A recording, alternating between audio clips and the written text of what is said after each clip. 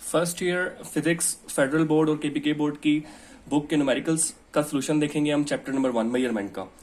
तो first numerical include है smart syllabus में फेडरल बोर्ड के और लास्ट 2 इंक्लूड है।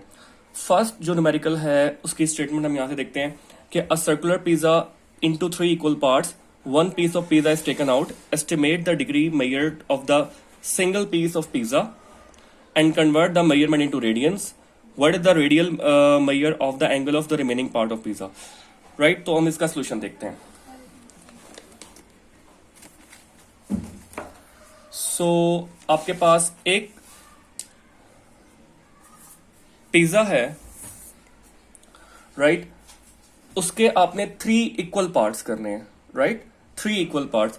टोटल एंगल जो होता है वो 360 डिग्री होता है, ठीक है, टोटल एंगल इज 360 डिग्री या 2 पाई रेडियन, एक ही बात है। इसके जब हम 3 इक्वल पार्ट्स बनाएंगे तो एक अगर हम यूं बना लें, so total angle is 360 degree, right. जो मैथमेटिक्स के स्टूडेंट हैं उन्हें पता होगा कि डिग्री को कैसे रेडियन में कन्वर्ट करते हैं, लेकिन जो मैथमेटिक्स के नहीं हैं, बायो के हैं और बाकी सब्जेक्ट्स हैं, तो उनके लिए मैं, क्योंकि न्यूमेरिकल की डिमांड है कि इसके रेडियन में कन्वर्ट करें, तो रेडियन में कन्वर्ट करने के लिए आपको मल्टीप्लाई करवाना पड़ता है पाई बाय 180 से, राइट। तो ये कटिंग करवाएंगे तो 181 टाइम 182 टाइम्स, तो 2 पाई रेडियन आ जाएगा। सो टोटल एंगल ये पिज्जा का 2 पाई रेडियन है, मीन्स 360 डिग्री, राइट। क्योंकि जब हम इसके 3 इक्वल पार्ट्स करेंगे तो इसको डिवाइड बाय 3 कर देंगे, राइट। सो एंगल सबटेंडेड या made by one of the 3 pieces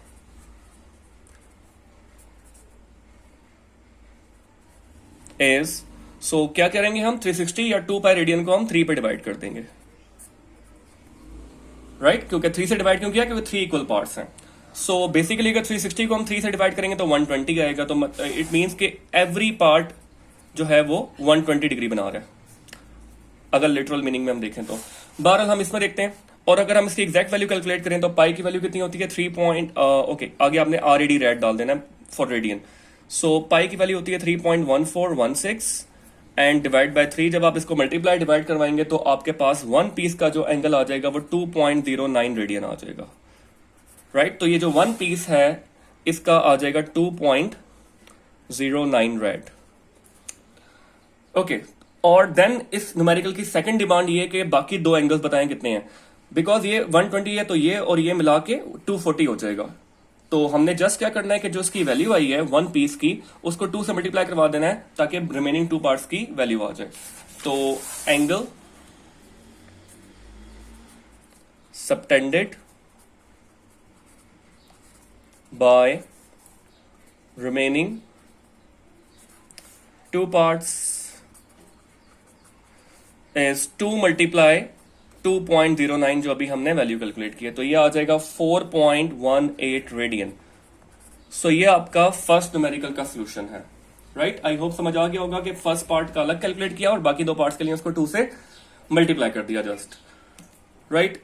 आगे चलते हैं, बाकी न्यूमेरिकल्स में इंक्लूड नहीं है, फर्स्ट इंक्लूड है और लास्ट 2 इंक्लूड है, तो हम सीधा लास्ट 2 की तरफ जाते हैं। लास्ट 2 जो न्यूमेरिकल हैं वो रिलेटेड है डायमेंशन एनालिसिस के। सो 6th न्यूमेरिकल है find Planck constant H from formula E equal to HF। E energy है और F फ्रीक्वेंसी है।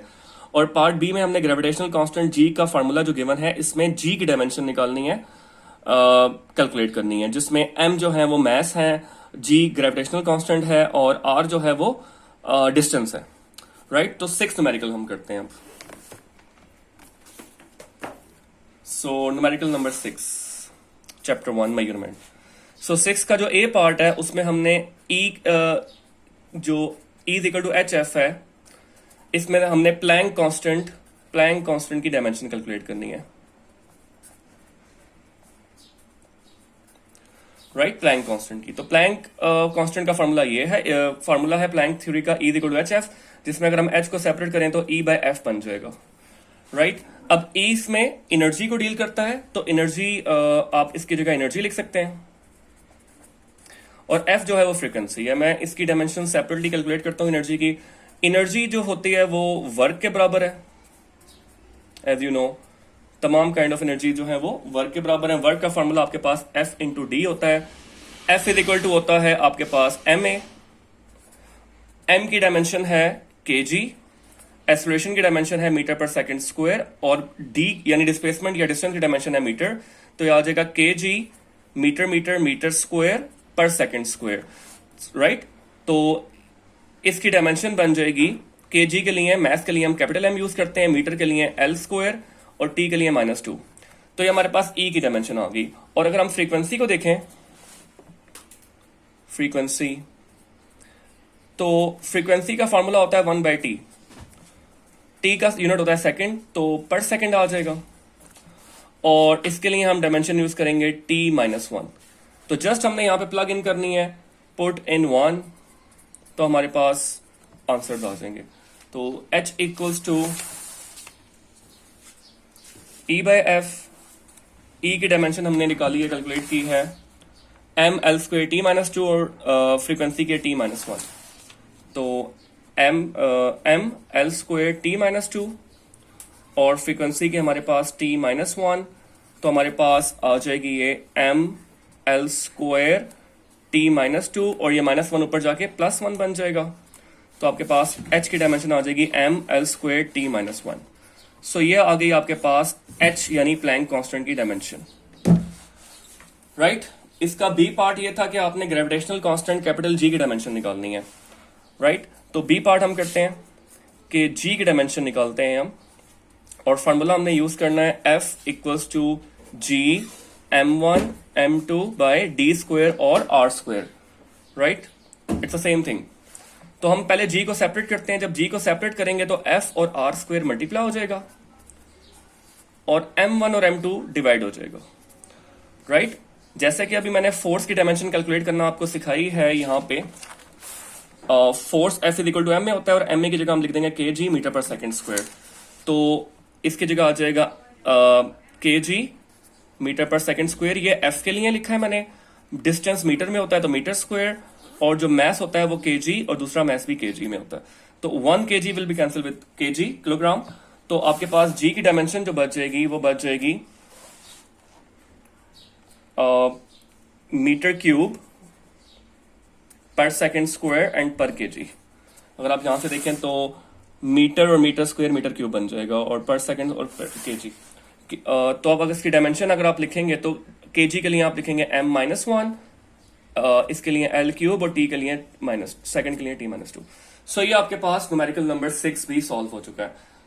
लास्ट न्यूमेरिकल जो इंक्लूड है वो इंक्लूड है कि आपने कैलकुलेट करनी है 7th में काइनेटिक एनर्जी डायमेंशनली करेक्ट है और पोटेंशियल एनर्जी डायमेंशनली करेक्ट है। हमने ये कैलकुलेट करना है, तो जल्दी से करते हैं ताकि फर्स्ट के न्यूमेरिकल एंड हो जाए। सो आपने क्वेश्चन नंबर न्यूमेरिकल नंबर 7 में प्रूव करना है कि काइनेटिक एनर्जी डायमेंशनली करेक्ट है और पोटेंशियल एनर्जी डायमेंशनली करेक्ट है। तो लेफ्ट हैंड साइड पे आपके पास काइनेटिक एनर्जी है। तमाम किस्म की एनर्जीज जो होती हैं वो आपके पास वर्क के बराबर होती हैं। जैसे अभी हमने देखा था, वर्क का फॉर्मूला होता है FD, और F की जगह हम लिखेंगे MA, D की जगह हम D ही लिखेंगे। M का यूनिट होता है किलोग्राम, एक्सेलरेशन का मीटर पर सेकंड स्क्वायर, और उसकी जगह मीटर, तो ये आ जाएगा kg मीटर स्क्वायर पर सेकंड स्क्वायर। तो आपके पास आ जाएगा mL² t-2। तो ये आ गई left hand side kinetic energy की। जब हम राइट हैंड साइड देखते हैं तो राइट हैंड साइड पे हाफ mv² है, तो half mv²।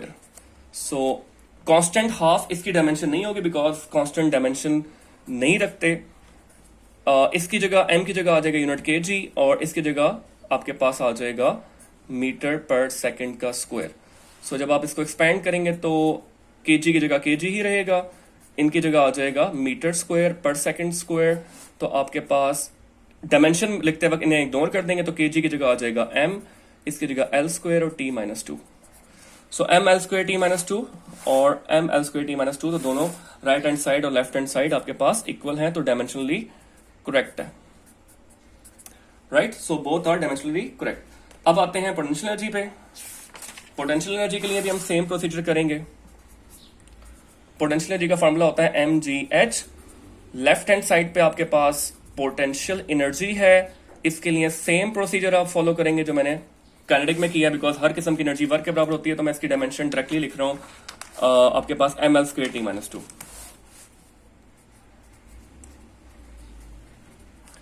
Right hand side पे आते हैं। राइट हैंड साइड पे आपके पास mgh है, m की जगह kg, ग्रेविटेशनल एक्सेलरेशन ms-2 और इसकी जगह मीटर, तो ये आ जाएगा kg metre metre metre square s-2, तो किलोग्राम की जगह आ जाएगा m, इसकी जगह आ जाएगा l² और t-2। So you can see कि left hand side and right hand side are equal, so dimensionally correct. तो आपके पास ये था सोल्यूशन पहले चैप्टर के 3 न्यूमेरिकल्स का, जो कि स्मार्ट सिलेबस में इंक्लूड हैं।